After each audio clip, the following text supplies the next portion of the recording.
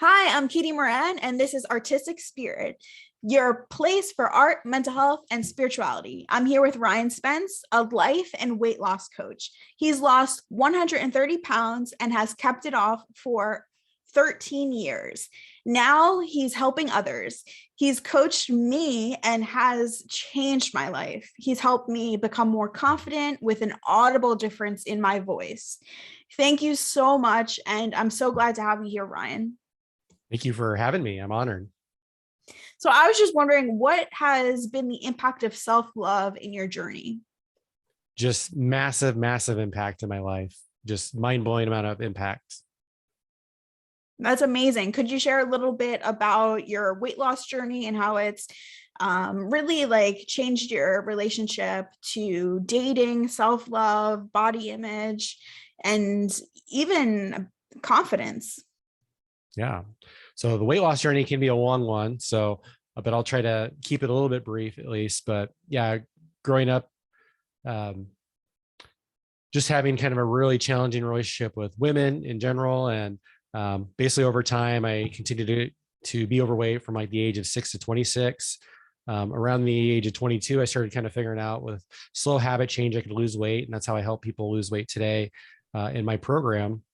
And so from there, I thought, okay, well, once I lose this weight, I'll be confident, women will like me, and all this stuff. And I did build some confidence in that I lost weight, that I could have this massive achievement and, starting to feel more confident. But still after that, as I became kind of a serial online dater, constantly trying to meet women and still looking for self-love and validation through them, I still knew I was lacking. And then it wasn't until like about 3 years ago, I discovered the concept of self-love because I never knew it before and understood more about confidence in itself as well. But once I discovered self-love, then I was able to reduce my dependence on other people for my happiness and really be independent, love myself, 100% without it being conditional from anybody else.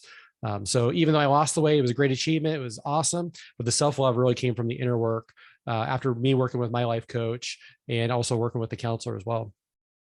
Yeah, that really reminds me of when you were coaching me and really talked about love and self-love and like the idea of like manifestation, and you had me write down everything I wanted in a partner. And I remember you asked me, how many of these qualities do you have? And I said all of them. And you were like, really? And I said, but the only thing is that I don't feel that I could trust someone yet, and I'm not ready to trust someone. And like, I think it was like the next day or the day after, someone came into my life and they had all the qualities I was looking for, but like I wasn't ready. I wasn't ready to trust someone. And I really like that reframed how I felt about self-love, because I realized that the person I was looking for was myself, and that in trusting myself, that's really where like that sense of like happiness and fulfillment came from. And even sometimes if we're not ready for a partner, like we are ready for our own love and to give ourselves the love that we deserve from ourselves. Yeah. So yeah, you really helped me with that. And I just am so grateful to you. That was a really positive experience. Yeah. Thank Yeah. you. I'm honored to be able to serve you. Thank you. So actually I do have a little bit, some more questions about this specifically. How can listeners practice self-love? Yeah, that's a great question. And there's tons of ways. Ultimately, it's whatever makes you happy. And so one of the things that I recommend is if you don't know your love language, there's like the 5 love languages in a relationship. Well, that the theory behind that is you take a quiz and this is how you prefer to be loved. And so, for example, is words of affirmation and acts of service. So because this is your love language, it would only make sense that if you want to give yourself love, to focus on those things. So one of the things that I preach, that I do for myself, as I do, especially as I went through my dark night of the soul a couple of years ago, as I was listening to a lot of positive affirmations, doing things for myself, like blocking off time to just rest and recharge and not do the things that I feel like I should or have to. So I saw that as an act of service. But if you're about physical touch, maybe it's giving yourself a hug, or getting a massage, booking a massage, or going to a spa or whatever. Quality time could be that rest by yourself, and then receiving gifts could be buying something for yourself. That's awesome. I think it was words of affirmations and Mhm. quality time. Yeah. And like I do see how I feel happier when I'm giving myself those things, and when Yeah. I like interact with myself and validate the way that I feel loved. So something Mhm. that you mentioned a little earlier was about your weight loss journey, and you felt like kind of like you when you would hit this goal weight you would find happiness. And this is something that you coached me on, because I constantly kept feeling like when I do this, I'll feel better, or I'll feel loved, or I'll be more confident. Mhm. And what you really said to me, I think, like specifically, I think it was about weight loss, and kind of like it's not your ideal weight that makes you happy, like it's like your level of self-love. And I think that reframed for me, because I'm someone who definitely like focuses on whether it's like achievement, or like just like doing the things I say I'm going to do. Like sometimes like it's not an end goal that allows you to love yourself, but it's really in letting yourself love yourself, which seems Yep. so logical. But I Yeah. think a lot of programming is the opposite of that, and says like we have to look a certain way, or do a certain thing. And you're such a great client, because even a long time ago with doing that, you still remember that and you're still practicing it. So I'm such a happy coach in that sense, that that's in your soul. And I was literally just got off a client call with a new client, kind of thinking the same thing of, okay, well, he was less so weight loss, but more about finding his happiness. And so he's like, okay, well, I want to be perfect at this one thing, and then I'll be happy. But like you just said, you can just be happy before then. It's all a thought, and creating that emotion in your head, and really, especially enjoying the journey on what you're wanting to do. I think about I mean, I'm sure anybody that's listening or watching can relate to this, but think about a time where you really had a goal that you really achieved for. And then when you got to the goal, did you just say, okay, well, I'm happy now, I can be happy for the rest of my life? Or was it more of like, okay, well, I did this, I'm really happy for like 5 or 10 minutes, and then you want to find the next thing? And that's totally normal, that we're always wanting to kind of grow and pursue more, but we're always chasing happiness, but we'll never find it unless we just give it to ourselves in the self-love. Yeah, absolutely. And I think even you just saying that, it definitely was like an aha moment. But at the same time, it took time for me to really like have that relationship with myself, and to kind of Mhm. like I recently had someone on, and they said like the reason you like look in the mirror and do affirmations isn't so you believe every word you say, it's so that you hear the self-limiting beliefs that come up when you like say these things that like mean a lot to you. And kind of like being aware of like what interferes with your own relationship with yourself, and like your own idea of feeling worthy and loved, Mhm. and just like really appreciating yourself for those things. So that's really something that you really have me thinking about right now. And on that note, what do you Yeah. feel is the key to self-confidence? Yeah, great question. So, the confidence in essentially is trusting yourself that you're going to be able to do something, right?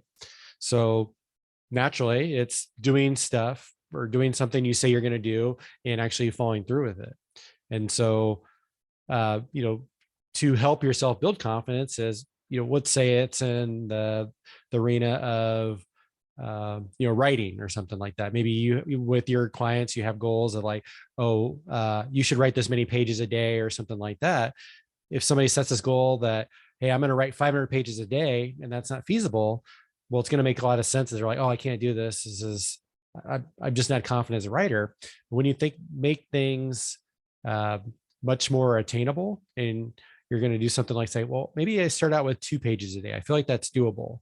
And then you do 2 pages, and of course it probably snowballs anyways, but it's around having consistency and doing what you say you will do. but making sure that what you say you will do is sustainable and feasible to kind of build up upon that. Yeah, I think that's so important. And so many times, like, I find that people feel like they have to do something a certain way and it stops them from actually Mhm. starting. And it's really in starting that you like build up that confidence. And I think when you worked with me, I felt the impact of mental health stigma. So I felt like, how could how could I do this if I was holding on to the perceptions of like doctors who said Mhm. like I my capacity was limited because I Right. had like certain disorders, or because I was behaving a certain way. And like I really held on to that, and there was a lot of pain in that.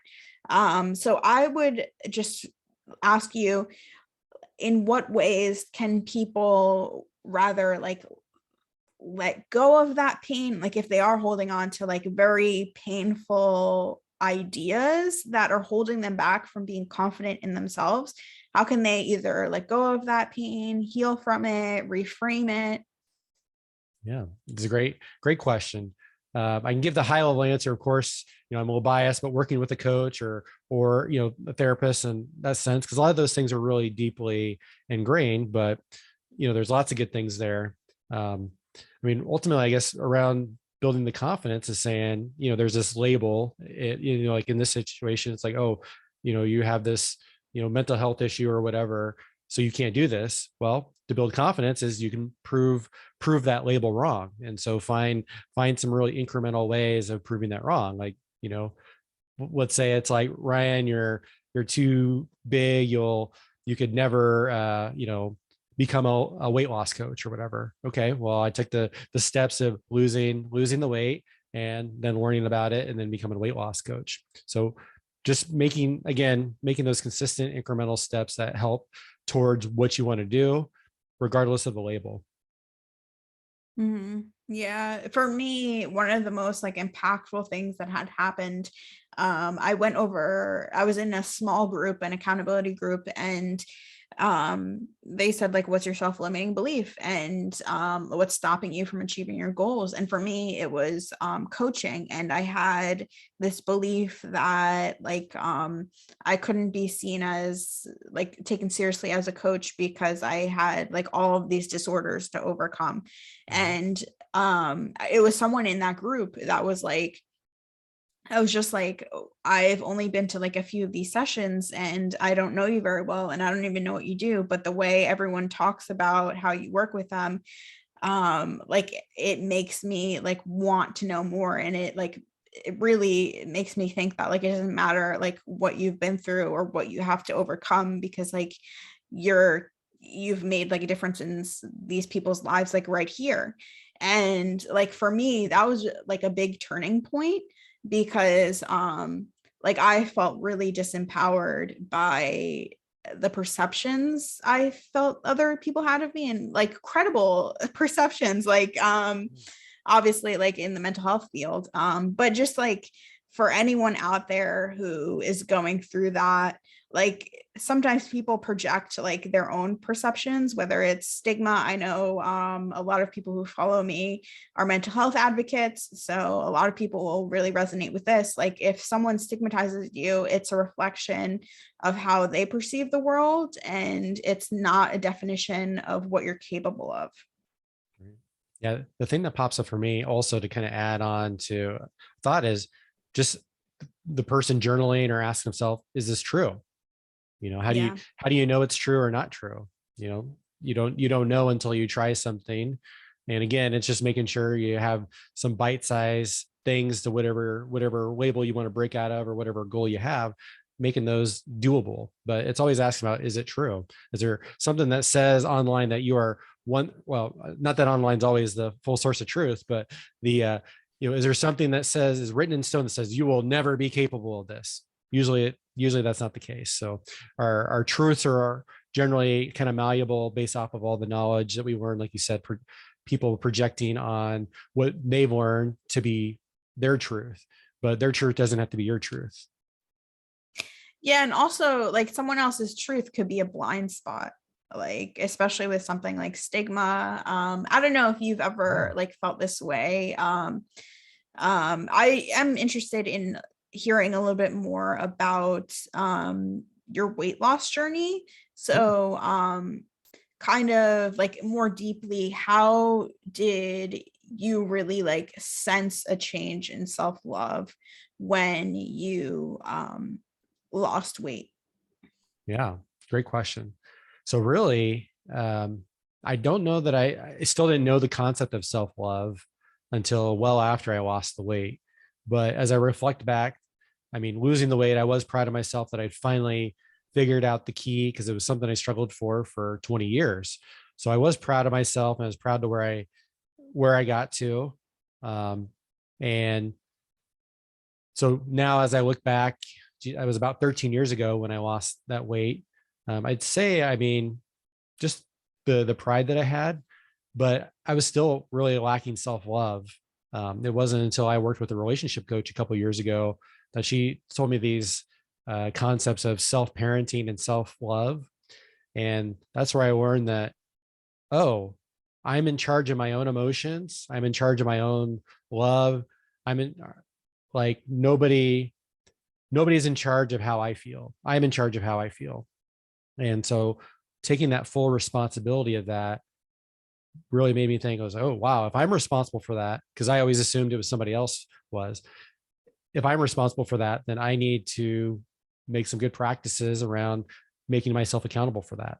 And then came the term self-love, and just seeing what does that mean to me, and recognizing that, oh, well, I, I feel really good and this feels really aligned when I do these positive affirmations, or when I meditate, or I treat myself to massages, or I don't go out with friends that peer pressure me.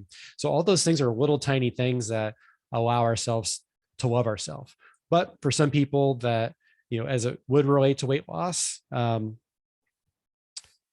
probably maybe the biggest connection is knowing that, and this is something I give to people for emotional eating as well, is this concept of when you're going to the cupboard and you're getting ready to like grab like some M&Ms or something that, maybe isn't really going to serve your body, but being able to ask yourself in the moment, how will this serve me? And will this serve my body?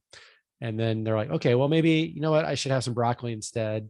And I shouldn't say the word should, because, it's kind of a naughty word, but maybe I could have some broccoli instead. And then you see the feeling of, oh, I ate this broccoli. I feel way better than when I, in my body than those M&Ms. That's just another energetic connection that I'm eating well for my body so that I feel well, so that I live longer, so I sleep better, all those benefits that you have a positive emotion tied to. Mhm. That's awesome. And I think I've seen you post a lot about emotional eating. Mhm. In what ways are in what ways does emotional eating have to do with self-love or self-care? Yeah, great question. So the with emotional eating, maybe the typical person, not saying everybody, but the typical person will be like, oh, I have a painful emotion.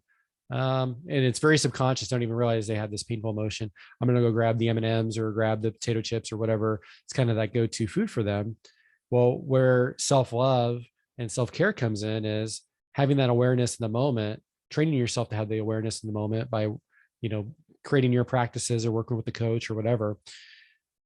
Having that awareness in the moment is like, is this really going to help me at all?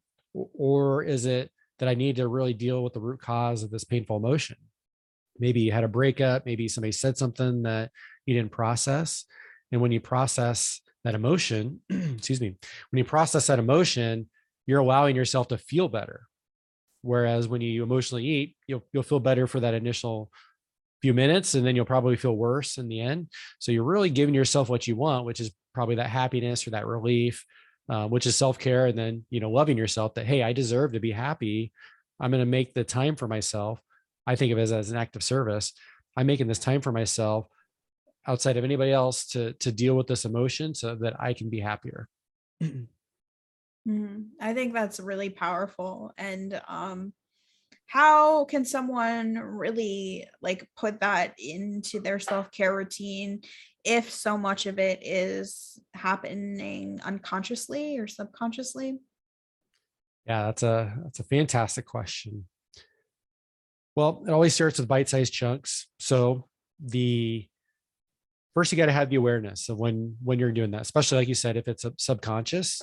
So it could be something along the lines of tracking with pen and paper, maybe in a journal at the end of the day, and just reflecting back. If you can't see things in the moment, say, "Oh yeah, I didn't even realize that I ate like a half a bag of potato chips at 3 o'clock. Wonder why I did that." Or I ate half a box of ice cream or something like that. I didn't even realize I did that.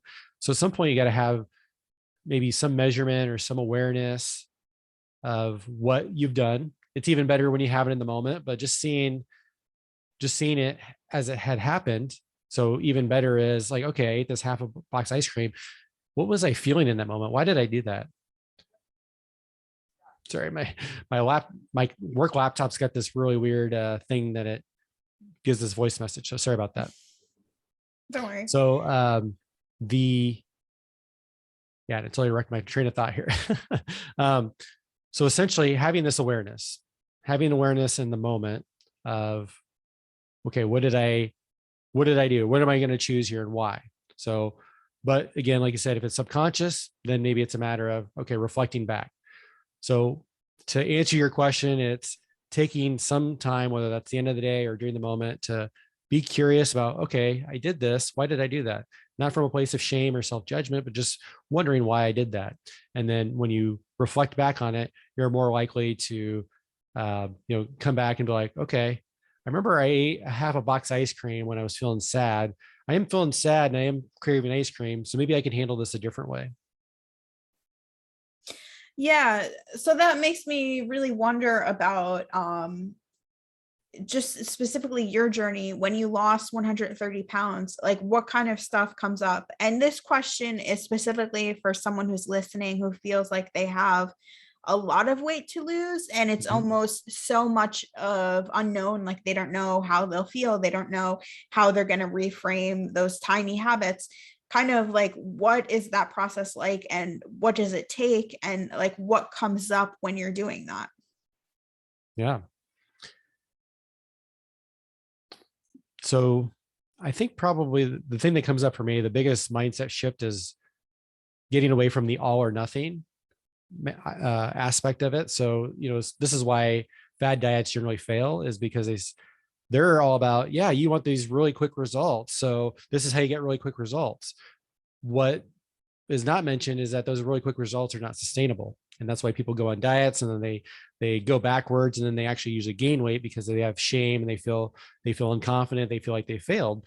But they didn't fail. The system they chose just failed. It failed them. They chose something that wasn't sustainable.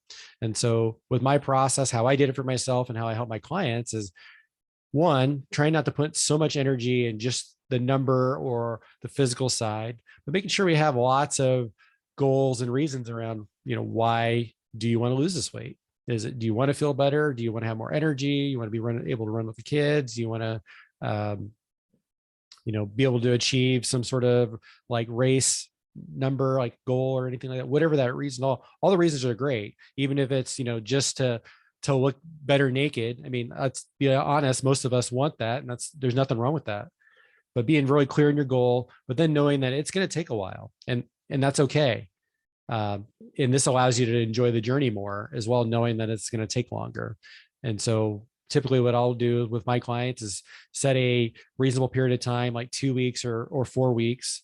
And this is how I lost my weight, of, changing one habit at a time, making it so easy that you can build that confidence and you start feeling like, oh, maybe I lost like a pound, or maybe I'm feeling better, I'm sleeping better, having some sort of mind body connection. And building up that confidence, as well as starting to see some positive benefits. You're like, okay, I'm going to keep building on this and building on it, as opposed to, oh, I need to do this for this period of time to lose the weight, because it's just not going to work long term. That's really interesting. And I'm curious, how how would you work with someone differently who wants to lose, say, like a massive amount of weight, like whether it's like over 100 pounds, or someone who just wants to feel more confident in their body and it's Mhm. like 10 to 20 pounds to lose? Yeah. Well, for the first person, it would be the process I mentioned, the slow habit change over time. So for the person, the second scenario of the person that wants to lose, just 10 or 20 or whatever that is, again, it's really digging into that motivation. So I just had a client the other day that, he came to me, he's like, Ryan, I want you to give me a workout plan. I'm like, okay, well, why do you want a workout plan? Since I got this beer gut and I don't like the way I look. Okay. So it's really about digging in deeper with the coach, especially, or if you can dig in, challenge yourself to dig in deeper. It was like, why do you really want to lose that 10 to 20 pounds? And so with him, it was like, he just was judging himself. And I asked him, well, if you loved your body the way it is with, the additional 10 or 20 pounds, would you lose the weight? And he's like, no. I'm like, that's great. Then let's focus on the self-love or loving your body the way it is, as opposed to you doing things to lose weight just because you think you need to. So I think the closer somebody is towards, less weight, the more I want to kind of dig into what is the true motivation behind it. Uh, is it just so your body looks better? And not to say so, that's not a valid reason. It's a totally valid reason, but we want to be very clear on what that motivation is, so that we serve that motivation and we keep that in our mind, and that we keep that as a motivator, throughout the process. That's amazing. And I'm Mhm. I'm so glad that I already asked you all the Mhm. questions that would just come to my mind about self-love Beautiful. for that person that you're talking to right now. Um, Now I'd love to hear a little bit about like exactly like what do you do with clients that who feel like they don't have like a healthy body image, and also how has your own journey with your own body image informed that practice and how you help people now? Yeah, it's a great question. It was actually just even 2 years ago that I still had body image issues because, one little downside that most people will call it a downside is when you lose a lot of weight, especially if you lose it really quickly. I lost mine pretty slowly, but you get excess skin sometimes around your midsection, depending on how long you've had the weight and other factors, your age and all this other stuff. But I'm still glad I lost the weight, even with having a little bit of excess skin and a little bit of stretch marks. Not really too much at all, fortunately, since I lost the weight slowly.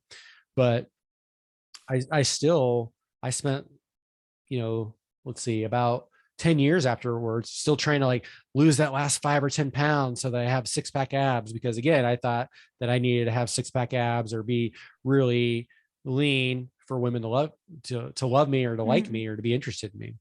And so it wasn't until about 2 years ago, I learned some practices around like looking in the mirror and, loving your body, especially those parts you don't like. Like for me, it was my stomach and a little bit of my pecs and stuff like that.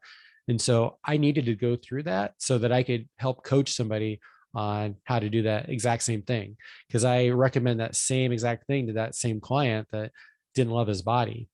And I think it's also just kind of energetic, as well as, you can kind of give things lip service. You can coach somebody on something that you haven't experienced, but it's even more powerful, and you can truly empathize when you've gone through the same thing. So I don't know that I would have helped somebody's body image as I mean, I think I would have still, but not as aligned as I did have after having gone through it. Oh wow. um yeah, so that brings up just so many questions, but Yeah, fire away. specifically, I love them. yeah, so I'm thinking, because when you said that your perception of how your body should look was your perception of how you wanted to be perceived by a partner. And I noticed that a lot of the times, the way my body looked was based on what my partner wanted at the time. Mhm. And even like after, like when I wasn't dating anyone, like I still kind of like had these like confusing ideas about like how I should look. And um I think like that for me was something that like was specifically like put me in this place of like, what am I, like, how should I look? Like, what, like, how do I even determine what I want? And Yeah. the way I want to like experience and my body like through its functioning and things like that. So I would just ask you, like, how do we kind of like as a society reframe or like decide for ourselves like what we think is right for us, Mhm. versus just having standards, whether they are set by society or whether your standard is set by your perceived partner or your actual partner. Just like, how can we decide that for ourselves? Yeah. Lots of good questions, Aaron. And keep me honest if I don't answer all of them, because they're all, I want to get to all of them. But the ultimately it's going to be different for every person on, what their body should look like. And that's not for me to say. That's ultimately for them to decide. Um, the only thing I recommend is, making sure you're at a healthy range. And there's, plenty of websites that will tell you kind of the healthy. I like body fat percentage more is a little bit better than BMI, because BMI doesn't take into account that if you have muscle at all, then you're going to be higher on that range. So looking up your healthy body fat percentage, assuming that's important to you to be healthy. I don't want to just assume that everybody, cares necessarily about that. So again, it's going to depend on what they want. It needs to depend on what they want as opposed to what their partner wants. Because if they're just doing what their partner wants, then there's a little bit of okay, I have to be this way to receive love. You don't have to be any way to receive love. Again, you can love yourself at any point, whenever you want. It just takes some training, because we haven't been taught how to do that in our society. So to answer the question around societally, what we need to do, it's to give ourselves that self-love and that time to ourselves. Um, I think we could have a lot more mindfulness in our society, people taking time to, deal with their painful emotions that are buried in them forever. I know I had several buried in me for a long time, through practices like journaling, meditation, working with a coach, working with a counselor, depending on where your needs are at. And so once we deal with our things, our stuff that's deep down, those negative things, then we don't really judge as much. We don't really care as much how somebody else needs to look. We're really just focused on ourselves, and in a positive way. And it's like, oh well, I'm where I want to be. I'm healthy enough, or I'm confident in my body, whatever that is. Then it becomes less about how somebody else needs to look. Hopefully a lot less of how somebody else needs to look, and what you want for yourself. Yeah, wow, I think that's really important for a lot of people to hear. But I don't know if this is a little silly of a question, but I have a feeling that anyone who's listening probably is in the same boat as me. So what is the body fat percentage, and how do you measure it? Sure. Yeah. Great question. So the body fat percentage just measures the amount of body fat you have on your body. So you can do it lots of different ways. Most of them aren't perfect, but that's okay. There's you can buy like electronic calipers that, you can pinch your skin in certain spots. A lot of scales offer like one of the electrode scales you can probably definitely buy under $100 or something, where you step on it, it gives you your weight and your body fat percentage. You could go to some like maybe even nutrition shops might do it, or fitness. If you belong to a gym, they probably have a trainer that could help do the measurements as well. So there's lots of sources, and it's still not perfect, when you get that number. But just like the scale, it's, if you're trying to lose body fat, it's good to like see that gradually go down. It might go up a little bit, it might go down, but it's a better measure of our health than weight alone, and then, in my opinion, than BMI alone. So it's just another metric we can look to see where we're at. And then I don't remember all the healthy ranges off the top of my head, but you can look online pretty easily, and it'll, have them. Like I think for men, It can be anywhere from 6 to like 26% body fat, just depending on, there's even little sub ranges, and women have a little bit more body fat, which is normal, just how they're built. And so I want to think with women, it might be something like 10 to 30%. It's kind of healthy range, but of course there's tons of sites online that can help do that, help figure out where you're at. Mhm. That's so interesting. And thank you for that, because I think it's so important that to know that like sometimes metrics we use for these things, especially since there's this pressure, I would say from society, that like the number means something rather than it's just a metric that we can use to understand our bodies better. Um, just like in that, I'm wondering like, what would you say to someone who feels like there's so much pressure to lose weight, just from society, from even like the pressure from like fitness instructors and stuff? Like, what would you say to someone who is overweight but feels like they're accepting themselves and doesn't want to lose the weight? Would you say that it's better to be in like a healthy place with their mindset, or would you say that it's better for them to be in a better like body space? Or would you say that it really depends on the person, and kind of is it beneficial for someone to value their their weight loss journey as a form of having a healthier mindset? Yeah. So for me, I never want to tell people what they should prioritize or what they should do. That's one of the biggest things I've learned over the last couple of years of getting certified as a coach is, the old me would have been like, okay, well, you should want to do this. Anytime I would say the word should, I try to catch myself because that's me being prescriptive. Everybody's going to have their own motivations. And so I think in the scenario you're saying that, oh, I'm overweight, but I'm happy with the way I look. Okay. Then I would just dig in and say, I wouldn't tell them to lose weight if they don't want to lose weight.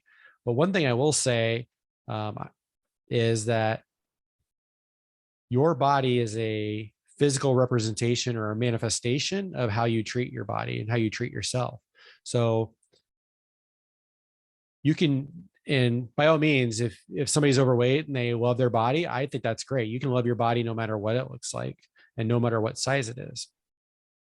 However, I always want to be careful that, okay, well, just because you love the way your body is it possible that you might be using that to avoid getting healthier? Or is there something that you're there, if there's any avoidance in there? Okay, no, I should love my body. I just love my body the way it is, and that's awesome. But just being truly deep down and honest with yourself. So, you're good with the way, or and just kind of really just digging in and seeing if do you experience any challenges? Do you sleep worse? Do you not be able to move around as much as you want? Do you get sick more often? Do you are you unable to do the physical things that you want to do? So it's, again, just figuring out what that person really wants.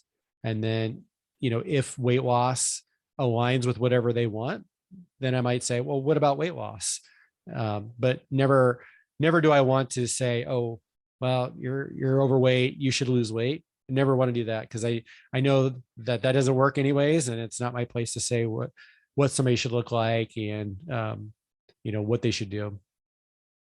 Thank you for that, because I Yeah. think this is definitely a very sensitive topic, and I don't want anyone who's listening to think that I in any way believe I know what's best for someone's body, because I Yeah. surely do not. And I'm so glad that you articulated it in such a way that can allow for anyone to watch this episode with confidence and Yeah. love in their heart, so that they know what's best for them is determined by them. And definitely that even if it seems like outrageous what they want, it's possible, just with like dedication. And I love how you gave everyone the skills, so if someone's afraid to ask the universe for what they want, they know they can do it, and they can do it in small incremental changes if they don't believe it's possible all at once.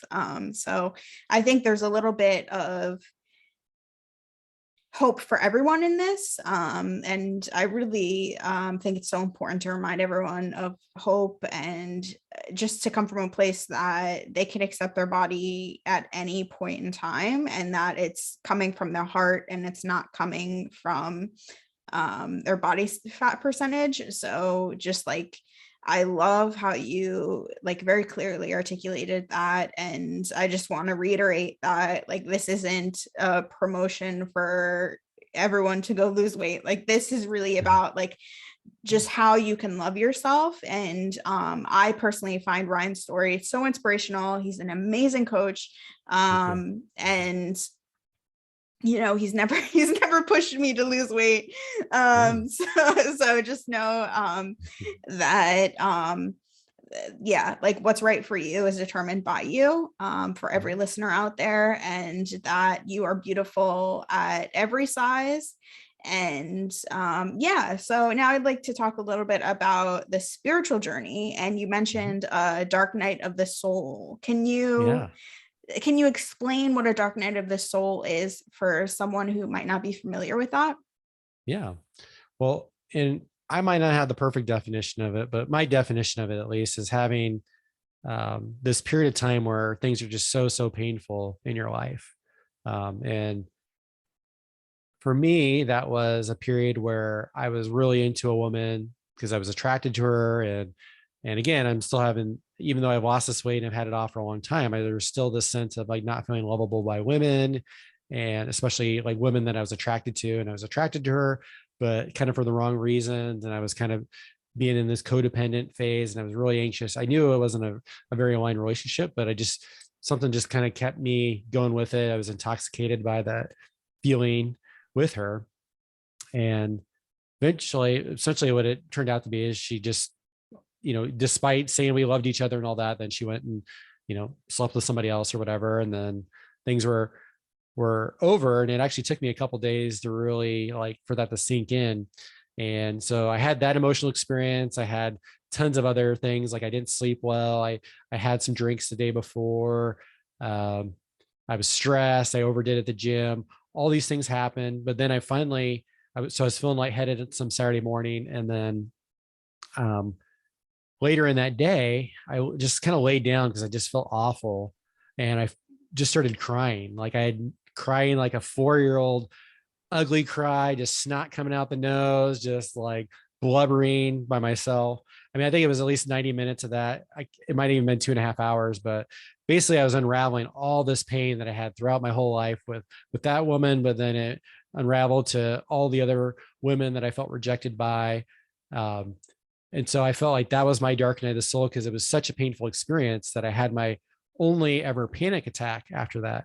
I'd never had a panic attack before. I thought it was a heart attack. So I called 911. They came by and they just said, okay, it looks like a panic attack. You'll be fine. But from that point on, that really started my journey towards spirituality. Because at that point, I wouldn't call myself spiritual. Then I found some YouTubers and some coaches. I started working with a relationship coach, and found some really empowering videos on YouTube, which is what inspired me to start a YouTube channel, was to give back the same way it gave to me. And so that I started to feel more empowered, because after that moment, I realized that was so painful that I know I need to change my relationship of how I interact with women and what I want that to look like and how I want to feel. Because I felt super anxious and, the clingy type. And I was like, things were just very inconsistent because it just wasn't really a good true match. We were both wounded people in our own rights. And so I started learning about, okay, I'm going to heal these wounds. And I learned about the law of attraction, which is kind of a spiritual concept. And then a couple months after that, I listened to the book, The Law of Attraction, which is I listened to it on Audible, but it's a paper book. And that's where it's actually a lady channeling, a spirit named Abraham, or channeling the universe. And that was the first time I've heard of channeling, first time I've ever even like considered listening to that. And I had every reason to be like, well, this sounds like some woo woo stuff. Like, I don't know about this. Sounds kind of crazy. But for whatever reason, it just sounded like nice to listen to. And it was just empowering. It wasn't like I was doing anything harmful for myself. I was just believing that there was more than just believing what my thoughts were. And that started my spiritual journey. And then I soon after met you, I think a couple months after that. So that was about 2 to 3 years ago. So that was my dark night of the soul towards starting to spirituality. And then it's just been amazing in the last 2 years as I learned more about healing through spirituality and human design and other types of spiritual things. Yeah, I think when I met you, you were like just deciding to go into coaching. Yeah. I think it was during your water fast. Yep. Yeah. That was something that was a spiritual practice as well. I did a 3-day water fast, and then it was the first time ever I really felt guided by something outside of myself.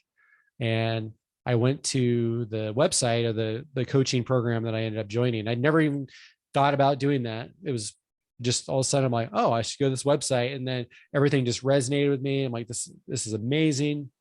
And then I almost signed up on the spot, but then my head started getting in the way and I started doubting myself. Like, oh, do I really want to pay that much to get certified as a coach? I could coach without it. Do I need this? And to that point, I did coach without it. I coached with you, and it sounds like it was very beneficial. Absolutely. But even after that, after spending the money, the energy of doing that, I become an exponentially better coach after that. And it was just such an amazing moment to finally know what my purpose was, thanks to the water fast and believing in spirituality, and then actually getting taking the plunge of investing in myself and doing that. Yeah, I think I'll tell you that it was like very like life changing, and I'll like say like a brief little story. So anyone who knows my story, like in college, I was sexually assaulted, and I had this idea that this person kind of put in my head that I was unlovable. And that led to like maybe like 3 years of suicide attempts and suicidal ideation. And then I saw this play, The Elephant Man. And it's about Joseph Merrick. It's a true story, but I saw the play with Bradley Cooper in it, and it really showed me that we're all lovable, and it's really what's on the inside, and it's not how people perceive us. Like, we're all worthy of love. And that's when I stopped like attempting suicide, because like I felt that there was hope. I felt that like even no matter what someone told me, like I am lovable. And that play gave me a lot of courage. But I think that was the hope that someone out there, one day I'd find someone who felt that way about me. And then when I was going through the coaching with you, you said to me one time, and I remember I was just like so shocked. You're like, Katie, there's something I have to say to you. You're like, you're lovable. And like, you know what, that was the moment that I really felt like a different sense of hope. And what that really changed within me was the idea that I can give that love to myself, and that I can love myself. And I think for so long I felt that being lovable meant to the world, to your partner, to your friends and family. But that really showed me that working with you was that love can come from inside of you. And even when we went through like the list of qualities, and you were like, how many do you have? And like that really, like what that said to me was, like I didn't really think of like, oh, whether or not that means I can manifest the person that's right for me. What it said to me was that I, by my own standards, am worthy of my own love. And like I think like it sounds so simple, but like the truth is, so much of like this stuff and like the healing journey, and like even if you're spiritual, like it all is very simple things. But it doesn't, like, we have all this like subconscious programming that makes it feel more complicated. And just like if you go in the mirror and you tell yourself an uplifting message, and you think to yourself something that's negative, like that's all part of the journey. And like self-awareness really is like a part of healing.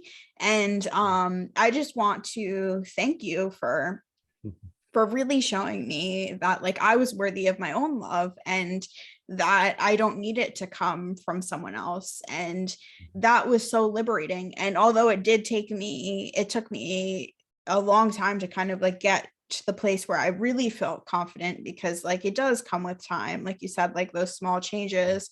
But I would say that really was kind of like a click for me to start loving myself. So that was like probably something that was like the most immediate change that I felt. But I do think I do think back to how like you asked me like, what do you want to get out of this coaching? And I remember I was just like confidence, and I felt like it was so impossible. Like I felt like I was asking something that was like so impossible. Like I was like, I'm never gonna be confident. And I just like think now of like all the people who just like see me like in that light all the time. Like they can't imagine me like not being confident. And Yeah. I just like think like if I didn't work with you, um I don't know what would have happened, but I'm so grateful that I had the opportunity, and it was just so amazing. And like really when I was asking that in like the intake form, I remember thinking like this is impossible.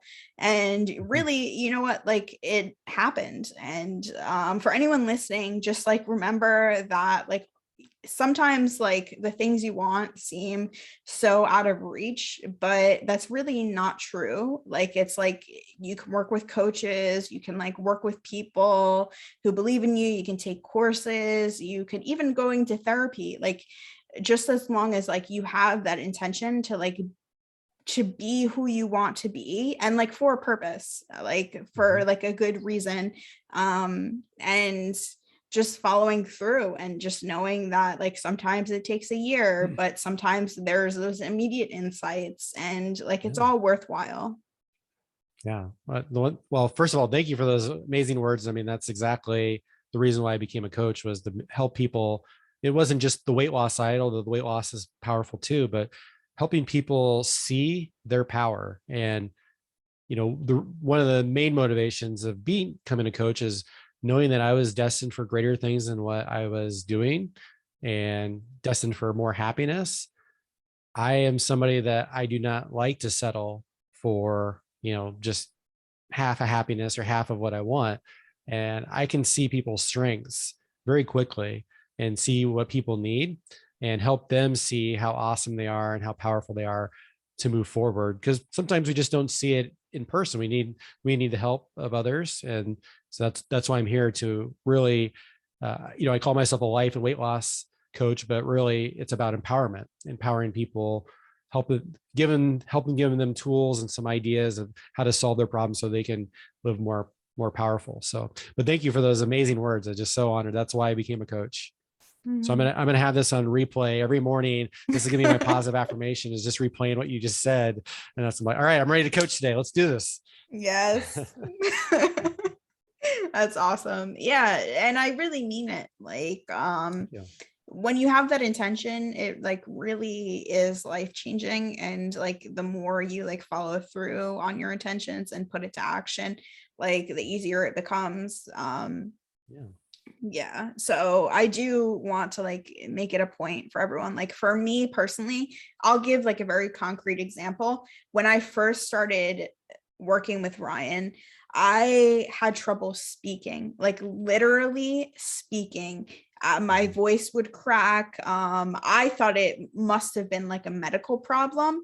It would sound like I was like about to like start crying. But it turned out it was just like severe anxiety, and like a lack of confidence. And it was like painful to even speak. Like sometimes I would say things and it would like come out in a whisper. Like it was so challenging. And like obviously you can hear me now. Like there's like, it's just like I Yeah. really worked on it. Like I remember like a lot of that was kind of like showing up. And I think like what I'm saying with this concrete example is that you can show up in whatever form you're in right now. And I could have said to myself, I have trouble speaking. I have anxiety. I can't go on this coaching call with Ryan.